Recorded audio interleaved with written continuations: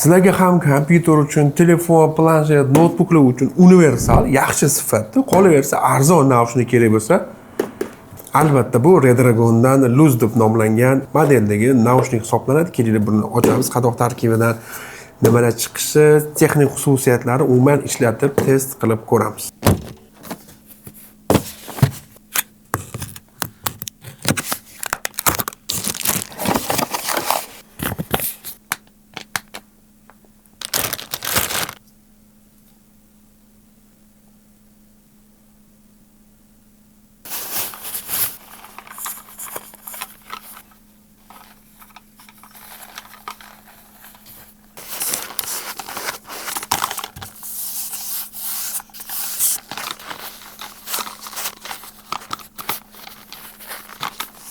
Aynan mana shu naushnikni obzor qilish jarayonida menga juda ham yoqib qolgani uchun, ya'ni ikkitasini o'zimni studiyam uchun olib qoldim. Bunga sabab juda ham yengil, 7.1 ovozni qo'llab-quvvatlaydigan eng arzon simsiz naushnik deyishim mumkin. Kelinglar mana shu naushnikning yaxshi yomon jihatlarini to'g'risini ochiqchasiga gaplashamiz. Birinchi galda qadoq tarkibidan bizda Redragonning o'zini yo'riqnomasi bizni o'qimaydigan chiqadi.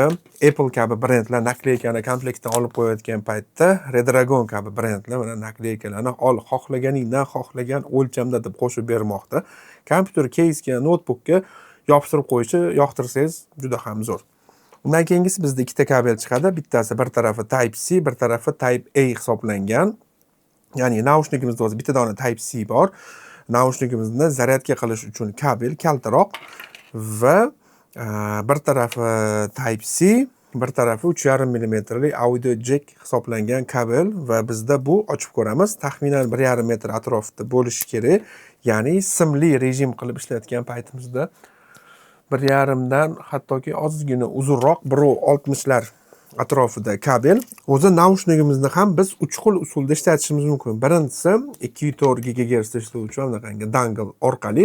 Mana shu dangleni ham bizda ikki xil varianti bor. Bu Type A varianti. Agar notebookingizda sizda Type C bo'ladigan bo'lsa, misol uchun oddiy USB, ya'ni Type A bo'lmasligi mumkin. Shunaqa paytda yonidan, ya'ni Type C'sini olib, Type C'sini o'zini ishlatsak ham bo'ladi, lekin ikkalasi bir vaqtda ishlamaydi. Type C so'rilgandan keyin ko'pincha Type C aktiv bo'ladi. Ya'ni faqat Type C ishlaydi. Agar Type A ni ishlatmoqchi bo'lsanglar, iloji boricha Type C ni o'z joyiga qo'yib qo'yib ishlatganinglar ma'qul. Bu birinchi usuli. Ikkinchi usuli, ushbu naushnikimizda Bluetooth 5.3 ni qo'llab-quvvatlaydi. Ya'ni Bluetooth orqali ham telefon, planshet, notebook istalgan qurilmaga ulab ishlatishingiz mumkin. Uchinchisi esa boyaga men ko'rsatgan o'sha kabel orqali ulab to'g'ridan-to'g'ri ishlatib ketaversangiz bo'ladi. Tasavvur qilinglar, kontrikada o'ynayapsizlar, birga bir qolib ketinglar, shunday naushnik o'chib qoldi. Shunaqa paytda darrov mana shu kabelni yaqinroq joyga qo'yib qo'yasizlar. Kabel orqali naushnikni tez ulab, ya'ni o'sha jarayonni o'zi naushnik sim orqali ulab o'ynab ketsanglar bo'ladi. Sababi zaryadga olayotgan paytda naushnikimizni ishlatib bo'lmaydi. Zaryadkasi o'rtacha 20-25 soatga yetadi deyishyapti, lekin biz haqiqatdan kontra o'ynagan paytimiz 2 kunga zo'r yetib berdi. Ya'ni 2 kun deganda bu kuniga 7-8 soatdan o'ynalganda, ovozi 70-80% turganda haqiqatdan 2 kunga chidab berdi. Eng muhimi zaryadkasi nisbatan tezroq oladi, ya'ni 2 soatda to'liq zaryad olar ekan. Naushnikni yoqqan jihati, misol uchun kontra o'ynayotgan paytda, misol uchun mikrofoni kerak bo'ladi, kerak emas paytda olib tashlasak bo'ladi. Keyingi menga yoqqan jihati mana bu quloqni yopib turuvchi qismi materialdan ishlangan, kojadan emas. Kojada bo'lsa 2 yildan keyin koja chirishni boshlaydi, sababi ular sun'iy koja va mana shu quloqni yopuvchi ambushur qismi koja bo'lsa, quloqni yaxshigina terlatadi. Materialda esa 3-4 soatgacha terlamaydi. Muhimi 168 gram, ya'ni juda ham yengil. Haqiqatdan mana bu tepa qismi ham materialdan ishlatgan, ya'ni sochinglarni ham terlatib bir ko'pincha naushnikni bunday taqsiylar o'zi prichoska qilib qo'ygan bo'ladi. Unaqangi prichoskalar ushbu naushnikda yo'q. Ya'ni ancha yumshoqroq demoqchiman. Xo'p, asosiy boshqaruv qurilmasi albatta o'ng quloq atrofida hech narsa yo'q. Chap quloq orqasiga boshqaruv tugmalari o'rnatilgan. Eng yuqoridagi tugma bu ovozni baland qilish, o'rtadagisi naushnikni o'chirib yoqish, pastdagisi ovozni pasaytirish va uni yonida chapga o'ngga yuruvchi tugma bor, ya'ni 2.4 GHz ga o'tkazish yoki Bluetooth rejimga o'tkazish. Sim bilan ulangan paytingizda farqi yo'q. Hasbirda turgani sim orqali ulanganda to'g'ridan-to'g'ri sim bilan ishlashni bizda naushnikimiz boshlaydi. Mana bu oldin qismiga bitta knopka qo'yishgan, ya'ni mana bu knopkani bosish orqali sizlar mikrofonni o'chirib yoqasizlar. Mana. Albatta chap qulog'ini tagiga o'sha Type-C qoldirishgan, ya'ni zaryadga qilish uchun. Mana.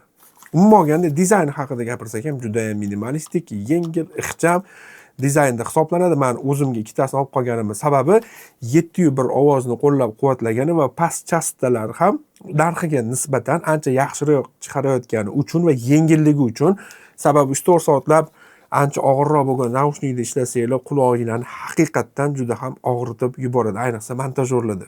Misol uchun montaj qilib bo'ldinglar, klientga topshirdinglar, shunda mikrofonni ulab Counter 2 ga kirib bosib yuboradigan yoki Dota'mi, PUBG'mi yoki shunchaki kino ko'rish uchun ham uyda bemalol foydalanishga olsanglar bo'ladi. Mana juda ham qulay, ixcham dizayndagi naushnik hisoblanadi. Albatta kichkina boshi, ya'ni albatta boshida kichkina bo'lishidan, katta bo'lishidan qat'iy nazar bemalol ishlatishingiz mumkin.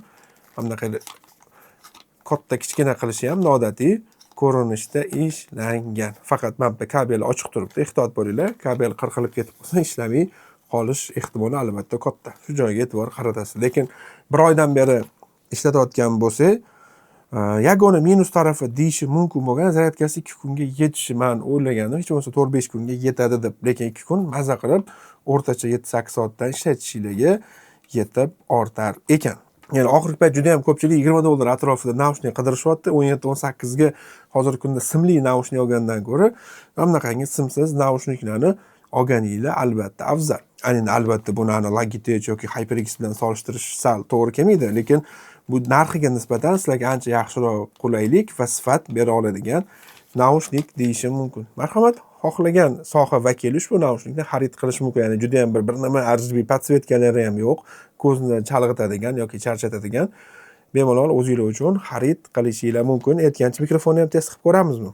Hozir unda notebookka ulab ovozni ham mana shu mikrofonnikini yozib ko'ramiz, eshitib ko'rasizlar. Shu bilan videoni yakuniga yasaymiz. Undan oldin siz kommentariyada mana shu naushnik haqida yoki videomiz haqida o'z fikringizni yozib qoldiring. Ozgina bo'lsa mehnatimizni qadrlash uchun kanalga obuna bo'lish, like bosib qo'yish esingizdan chiqmasin. Ushbu naushnik bilan 20 Hz dan 20 kHz gacha bo'lgan ovozlarni eshitishingiz mumkin. Quloqni yopuvchi shu ambushur, ya'ni dinamigi bizda 40 mm ni tashkil qiladi. Bitta narsani unutmanglar, Bluetooth orqali ulagan paytda baribir kechikish bo'ladi. Misol uchun telefoningizga Bluetooth orqali o'ynab, ya'ni Bluetooth orqali ulab PUBG o'ynamoqchi bo'lsanglar, ovozda kechikish bo'lishi esdan chiqmasin. Baribir ozgina Bluetoothda kechikish bor. Undan ham tashqari buni faqat Windows uchun emas, bemalol PlayStation 4, 5 yoki Xbox One kabi qurilmalarga ham ulashingiz mumkin.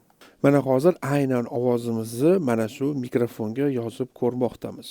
Ya'ni o'zingizlar haqiqiy ovozini eshitib ko'rmoqdasiz.